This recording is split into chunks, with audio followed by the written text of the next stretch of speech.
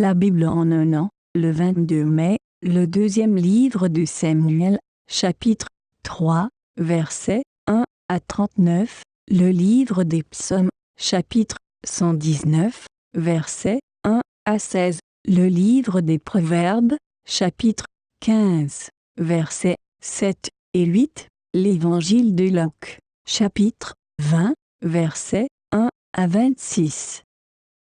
De Samuel, chapitre 3. La guerre dura longtemps entre la maison de Saül et la maison de David. David devenait de plus en plus fort, et la maison de Saül allait en s'affaiblissant. Il naquit à David des fils à Hébron.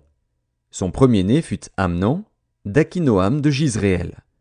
Le second, Kiléab, d'Abigaïl de Carmel, femme de Nabal. Le troisième, Absalom, fils de Maaka, fille de Talmaï, roi de Géshur. Le quatrième, Adonija, fils de Haggith. Le cinquième, Shéphasia, fils d'Abital. Et le sixième, Jitréam, d'Égla, femme de David. Ce sont là ceux qui naquirent à David à Hébron. Pendant la guerre entre la maison de Saül et la maison de David, Abner tint ferme pour la maison de Saül. Or Saül avait eu une concubine, nommée Ritspa, fille d'Ajja.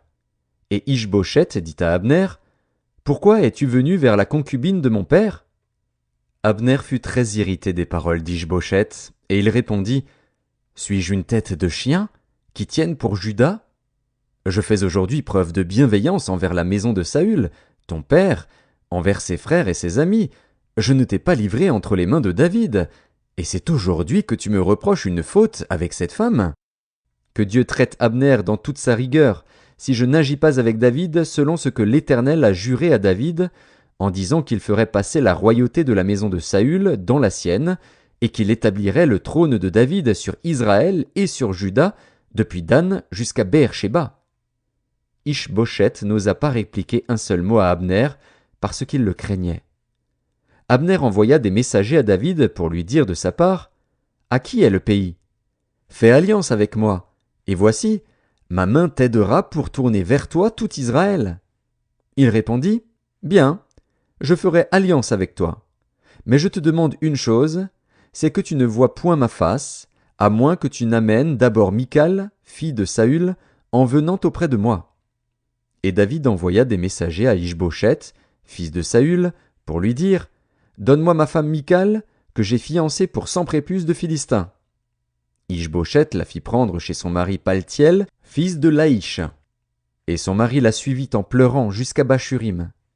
Alors Abner lui dit, « Va, retourne-t'en. » Et il s'en retourna. Abner eut un entretien avec les anciens d'Israël, et leur dit, « Vous désiriez autrefois d'avoir David pour roi. Établissez-le maintenant, car l'Éternel a dit de lui, « C'est par David, mon serviteur, que je délivrerai mon peuple d'Israël de la main des Philistins et de la main de tous ses ennemis. » Abner parla aussi à Benjamin, et il alla rapporter aux oreilles de David à Hébron ce qu'avait résolu Israël et toute la maison de Benjamin. Il arriva auprès de David à Hébron, accompagné de 20 hommes. Et David fit un festin à Abner et à ceux qui étaient avec lui. Abner dit à David, « Je me lèverai, et je partirai pour rassembler tout Israël vers mon seigneur le roi. Ils feront alliance avec toi, et tu régneras entièrement selon ton désir. » David renvoya Abner, qui s'en alla en paix. Voici, Joab et les gens de David revinrent d'une excursion et amenèrent avec eux un grand butin. Abner n'était plus auprès de David à Hébron, car David l'avait renvoyé, et il s'en était allé en paix. Lorsque Joab et toute sa troupe arrivèrent, on fit à Joab ce rapport. Abner, fils de Ner, est venu auprès du roi, qui l'a renvoyé, et il s'en est allé en paix. Joab se rendit chez le roi, et dit, « Qu'as-tu fait ? Voici, Abner est venu vers toi. Pourquoi l'as-tu renvoyé et laissé partir ? Tu connais Abner, fils de Ner. C'est pour te tromper qu'il est venu, pour épier tes démarches, et pour savoir tout ce que tu fais. » Et Joab, après avoir quitté David, envoya sur les traces d'Abner des messagers qui le ramenèrent depuis la citerne de Sira. David n'en savait rien. Lorsqu'Abner fut de retour à Hébron, Joab le tira à l'écart au milieu de la porte, comme pour lui parler en secret, et là il le frappa au ventre et le tua, pour venger la mort d'Asaël, son frère.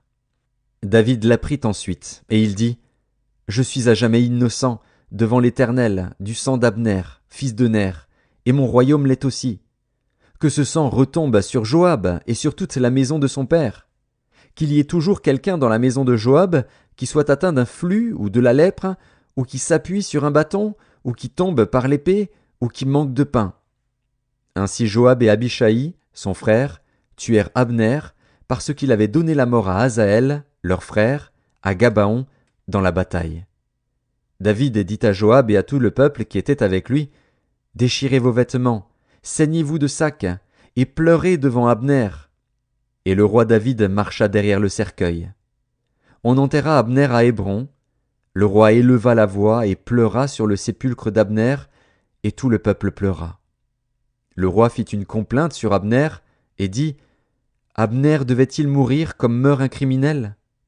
Tu n'avais ni les mains liées, ni les pieds dans les chaînes. Tu es tombé comme on tombe devant des méchants. » Et tout le peuple pleura de nouveau sur Abner. Tout le peuple s'approcha de David pour lui faire prendre quelque nourriture, pendant qu'il était encore jour, mais David jura en disant, « Que Dieu me traite dans toute sa rigueur, si je goûte du pain ou quoi que ce soit avant le coucher du soleil. » Cela fut connu et approuvé de tout le peuple, qui trouva bon tout ce qu'avait fait le roi. Tout le peuple et tout Israël comprirent en ce jour que ce n'était pas par ordre du roi qu'Abner, fils de Ner, avait été tué. Le roi dit à ses serviteurs, « Ne savez-vous pas qu'un chef, qu'un grand homme, est tombé aujourd'hui en Israël? Je suis encore faible, quoique j'ai reçu l'onction royale. Et ces gens, les fils de Tseruja, sont trop puissants pour moi. Que l'Éternel rende selon sa méchanceté à celui qui fait le mal. » Psaume 119. Heureux ceux qui sont intègres dans leur voie, qui marchent selon la loi de l'Éternel. Heureux ceux qui gardent ses préceptes, qui le cherchent de tout leur cœur, qui ne commettent point d'iniquité, et qui marchent dans ses voies. Tu as prescrit tes ordonnances pour qu'on les observe avec soin. Puissent mes actions être bien réglées, afin que je garde tes statuts. Alors je ne rougirai point à la vue de tous tes commandements. Je te louerai dans la droiture de mon cœur, en apprenant les lois de ta justice. Je veux garder tes statuts, ne m'abandonne pas entièrement. Comment le jeune homme rendra-t-il pur son sentier?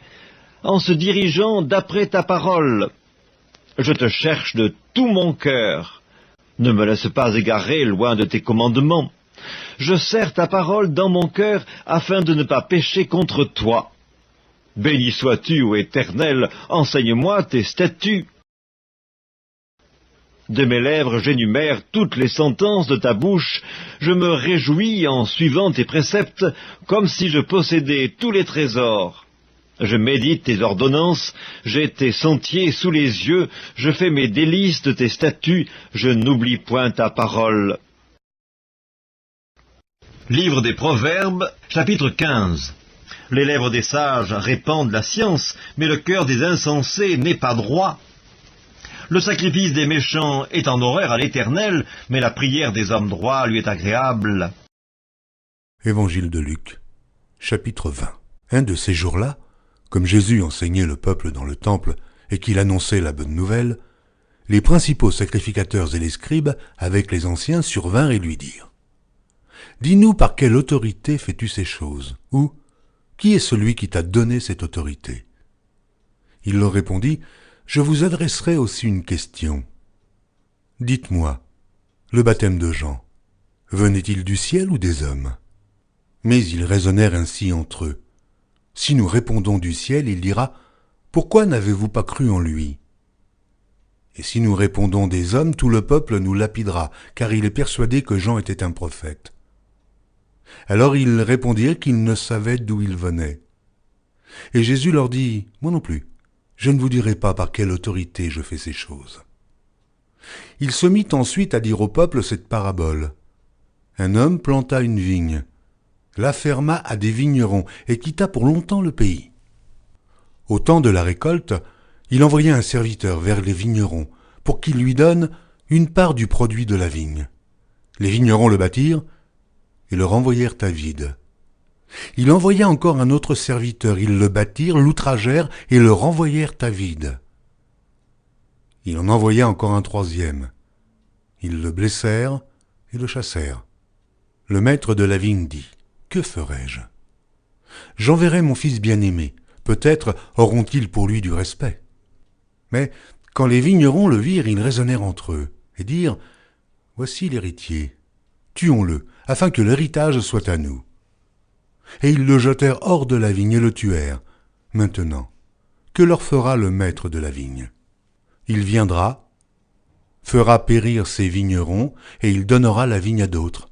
Lorsqu'ils eurent entendu cela, ils dirent, « À Dieu ne plaise. » Mais, jetant les regards sur eux, Jésus dit, « Que signifie donc ce qui est écrit ? La pierre qu'ont rejetée ceux qui bâtissaient est devenue la principale de l'angle. Quiconque tombera sur cette pierre s'y brisera, et celui sur qui elle tombera sera écrasé. » Les principaux sacrificateurs et les scribes cherchèrent à mettre la main sur lui à l'heure même, mais ils craignirent le peuple. Ils avaient compris que c'était pour eux que Jésus avait dit cette parabole. Ils se mirent à observer Jésus, et ils envoyèrent des gens qui feignaient d'être justes pour lui tendre des pièges et saisir de lui quelques paroles, afin de le livrer aux magistrats et à l'autorité du gouverneur. Ces gens lui posèrent cette question. « Maître, nous savons que tu parles et enseignes droitement, et que tu ne regardes pas à l'apparence, mais que tu enseignes la voie de Dieu, selon la vérité. Nous est-il permis ou non de payer le tribut à César ?» Jésus, apercevant leur ruse, leur répondit, « Montrez-moi un denier. » « De qui porte-t-il l'effigie et l'inscription ? » ?»« De César, répondirent-ils. Alors il leur dit, « Rendez donc à César ce qui est à César, et à Dieu ce qui est à Dieu. » Ils ne purent rien reprendre dans ses paroles devant le peuple, mais, étonnés de sa réponse, ils gardèrent le silence.